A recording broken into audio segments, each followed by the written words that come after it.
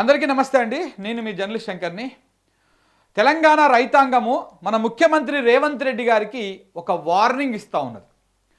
ఏమని వార్నింగ్ ఇస్తూ ఉన్నది అంటే, మా కడుపు మండుతుంది, మా డొక్క ఎండుతుంది, నిలబడి మేము కాళ్ళ నొప్పులతో ఇబ్బందులు పడుతూ ఉన్నాము, మా చెప్పులు అరిగిపోతూ ఉన్నాయి, తప్పకుండా మీకు రేవంత్ రెడ్డి గారు మీకు మీ ప్రభుత్వానికి మూడింది అని చెప్పేసి తెలంగాణ రైతాంగము వార్నింగ్ ఇస్తూ ఉంది. ఎందుకు వార్నింగ్ ఇస్తూ ఉంది అంటే, మనం గత కొన్ని రోజుల నుంచి చూస్తూనే ఉన్నాం. కొన్ని రోజులు కాదు, కొన్ని నెలల నుంచి, దాదాపు 2-3 నెలల నుంచి తెలంగాణలో ఎక్కడో ఒక చోట యూరియా కోసం రైతాంగం ఇబ్బందులు పడుతూనే ఉన్నది. తెలంగాణలో ఉన్నటువంటి 33 జిల్లాలలో ప్రతి జిల్లాలో, ఒక హైదరాబాదు, రంగారెడ్డి చుట్టుపక్కల ప్రాంతాల్లో వదిలేస్తే వ్యవసాయం చేసుకున్నటువంటి ప్రతి జిల్లాల్లో ఈ యూరియా కొరత ఉన్నది. మన తెలంగాణ వ్యవసాయ శాఖ మంత్రి కానీ, వ్యవసాయ శాఖ కానీ, మన ముఖ్యమంత్రి గారు కానీ, వ్యవసాయ శాఖ మంత్రి తుమ్మల నాగేశ్వరరావు గారు కానీ ఎవరు కూడా దాని మీద కనీసము రివ్యూ చేస్తలేరు, మాట్లాడతలేరు, రైతాంగానికి భరోసా కల్పిస్తలేరు. వాళ్ళని పంట వేసుకోవాలని చెప్తా ఉన్నారా, వేసుకోవద్దని చెప్తా ఉన్నారా, ఏమీ అర్థమవుతలేదు. ఎందుకు ఇంత నిమ్మకు నిరతనట్టు, దున్నపోతు మీద వాన పడ్డట్టు ఎందుకు ఇట్లా రేవంత్ రెడ్డి గారి సర్కారు ఉన్నది? రైతుల పట్ల ఎందుకు ఇంత నిర్లక్ష్య వైఖరితోటి ఎందుకు ఇట్లా వ్యవహారం చేస్తూ ఉన్నది? ఒకసారి చూద్దాం. అందుకే టైటిల్ కూడా అదే పెట్టినాం. రైతుకు మండుతుంది, రేవంత్కు మూడుతుంది, తప్పకుండా ఆయన ప్రభుత్వానికి ఆయనకు మూడుతుంది అని చెప్పేసి రైతాంగం వార్నింగ్ చేస్తూ ఉన్నది. ఒకసారి మనం ఇక్కడ వీడియోలు, ఫోటోలు చూస్తే వీళ్ళంతా ఏదో సినిమా టికెట్ల కోసమో లేకపోతే ఇంకేదో ఫ్రీ ఆఫర్లు పెడితే షాపింగ్ మాల్స్ ముందు నిలబడేటువంటి ప్రజలు కాదు. వీళ్ళందరూ వ్యవసాయం చేసుకున్నటువంటి రైతులు, మహిళా రైతులు, పురుషులు. మహిళలు ఒక లైను, పురుషులు ఒక లైను. ఇప్పుడు ఈ సీజన్ ఏంటిది? ఇది మంచి శీతాలం అన్నమాట. తెలంగాణలో శీతాలం అంటారు. ఇది ఇత్తనం తత్తి శీతాలం పెట్టినటువంటి శీలలో కలుపు తీసుకోవాలి, మందేసుకోవాలి, గుట్కలు కొట్టుకోవాలి, నాట్లు వేసుకున్నటువంటి సమయం వచ్చింది ఆనాకాలానికి. ఇప్పుడు చేతి నిండా పని ఉంటుంది వ్యవసాయ కూలీలకు, రైతులకు. ఈ సమయంలో పొద్దుగాల తెల్లవారుజామున 4 గంటలకు పోయి లైన్లో నిలబడితే ఇట్లా తెలంగాణ రాష్ట్ర వ్యాప్తంగా ఎక్కడ చూసినా కానీ ఇదే కథ ఉన్నది. మరి ఏం చేస్తుంది ప్రభుత్వం? చూడండి ఎంత పెద్ద లైను. ఇక్కడ చూడండి, అన్నీ పని వదిలేసిరు, ఎడ్లను వదిలేసిరు, గొడ్డును వదిలేసిరు, గోడును వదిలేసిరు.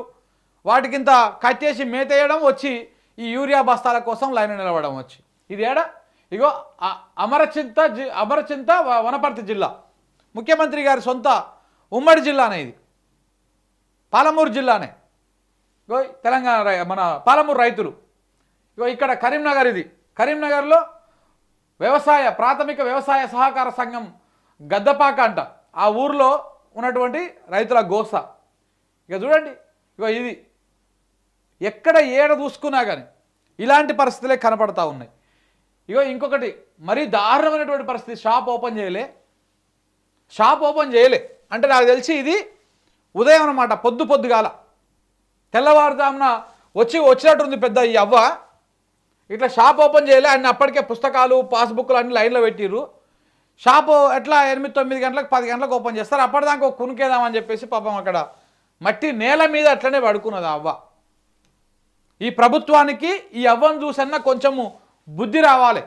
వ్యవసాయ శాఖ మంత్రి గారు నిద్రపోతుంటే నిద్ర లేవాలి, మేల్కొని ఓహో నేను ఈ తెలంగాణ రాష్ట్రానికి నేను ఒక మంత్రిని, నా కింద వ్యవసాయ శాఖ ఉంది అంటే రైతాంగం కష్టాలు మొత్తం నా దగ్గరనే ఉంటాయి, నేను పని చేస్తే రైతాంగం కష్టాలు తీరుతాయి, ఎక్కడెక్కడ ఏ రకంగా ఇబ్బందులు పడుతూ ఉన్నారో దాని మీద నేను సమీక్ష చేయాలి, అందుకోసమే నాకు ఓట్లు వేసిరన్నటువంటి ఇంగితం ఉంటే, సోయి ఉంటే తుమ్మల నాగేశ్వరరావు గారు నిద్ర మేల్కొని వీళ్ళ గోసం చూడాలి.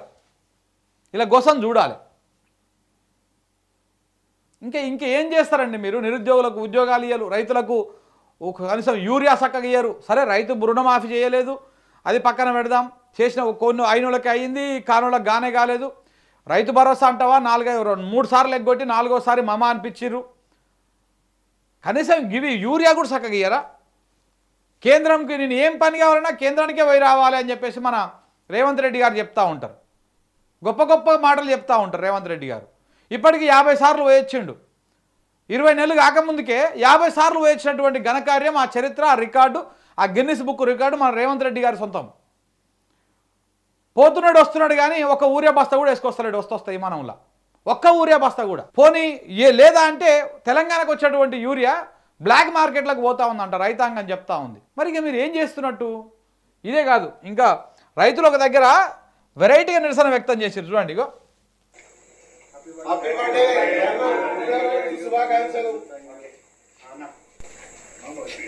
ఈరోజు మా మిత్రుడైనటువంటి మార్ కిషన్ రెడ్డి పుట్టినరోజు సందర్భంగా మేము రైతులమందరం ఇక్కడ ఉన్న దాదాపు అందరం రైతులమే.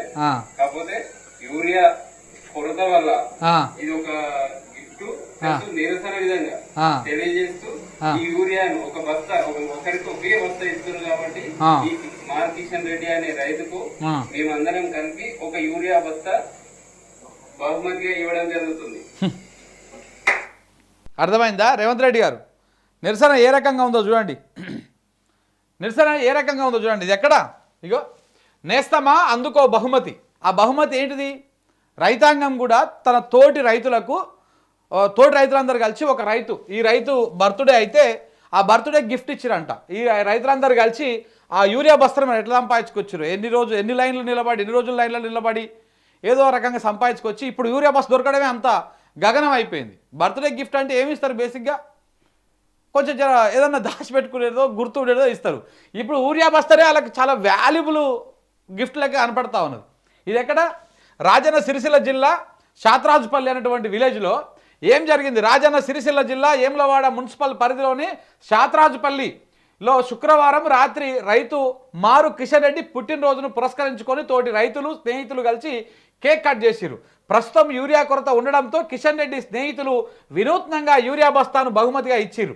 కిషన్ రెడ్డి తలపైన యూరియా బస్తా ఉంచారు. ఈ వీడియో తీసి సోషల్ మీడియాలో పెట్టిరు. అది ఫుల్ వైరల్ అయింది.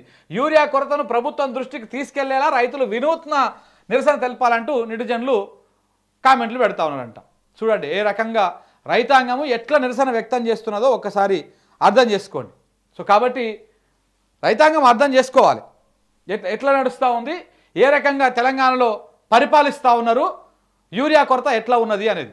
వారం రోజులు తిరిగినాం. వారం రోజులు తిరిగితే కూడా మాకు ఒక్క సంచి దొరకలేదు. కుక్క తిరిగినాం. మొత్తం ఎక్కి చారుకల్ల రైతు మా ఊరు చూడుకోండి. ఇంతమంది దొరకపోయి చూపెడతాను. మేము ఎట్లా బతకాలి? బుర్ర తిని బుర్ర కత్తాం. మేము ఎట్లా బతకాలి? నిన్న 7 గంటలకు పోయిండు. పాస్బుక్లు ఆధార్ కార్డు చేసిండ్రు. లోన్ వస్తుండే 200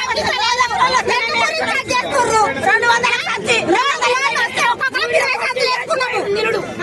ఊళ్ళ కోసం ఆఫీస్కి లోన్ వస్తుండే. ఎంత గురించి ఆపుతుర్రు? ఇప్పుడు ఎట్లున్నది? ఇప్పటికైనా రేవంత్ రెడ్డి గారు మీరు యూరియా కొరతను కనుక తీర్చకపోతే, యూరియా కొరత మీద రైతాంగం కష్టాల మీద మీరు మాట్లాడకపోతే, మీరు సమీక్ష చేయకపోతే ఈ రైతాంగం తిరగబడుతుంది. చాలా ఓపికతోని వేచి చూస్తున్నారు. ఒకవేళ కనుక మీరు ఇప్పుడు ఆ సమస్యను తీర్చకపోతే రైతాంగం తిరగబడితే చాలా భయంకరంగా ఉంటుంది. సో కాబట్టి దయచేసి ప్రభుత్వం దృష్టికి ఈ విషయాలు తీసుకురావాలనే ఉద్దేశంతో మనం వీడియోని రికార్డ్ చేస్తా ఉన్నాం. Thank you very much.